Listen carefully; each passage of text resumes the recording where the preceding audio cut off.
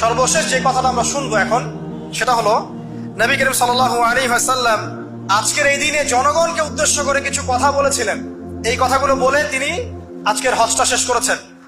আমরা অনেকেই এই ভাষণটা সম্পর্কে জানি না। আমরা অনেক ভাষণ নিয়ে এখন গর্ব করি।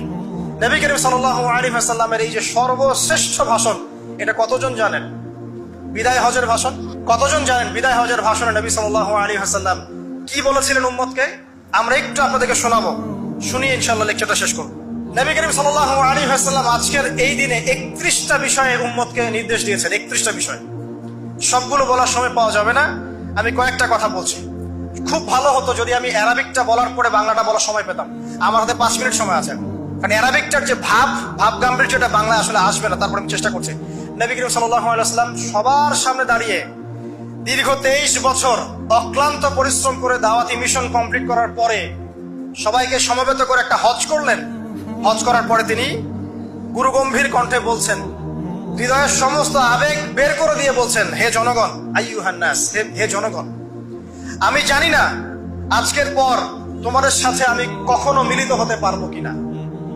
একটু চিন্তা করেন, সাহাবীরা সামনে দাঁড়িয়ে আছেন, নবীজি দাঁড়িয়ে এই কথাটা বলছেন, হে জনগণ, আমি জানি না আজকের পরে আমি তোমাদের সাথে মিলিত হতে পারবো কিনা। অতএব যে ব্যক্তি আজকে আমার এই কথাগুলোকে স্মরণ রাখবে, সে যেন অন্যের কাছে এই কথাগুলো পৌঁছে দেয়। হতে পারে যার কাছে পৌঁছে দেওয়া হচ্ছে সেই এই কথাগুলোকে বেশি সংরক্ষণ করতে পারবে। আল্লাহ পাক তার প্রতি রহম করুন যে আমার এই কথাগুলোকে অন্যের কাছে পৌঁছে দিবে।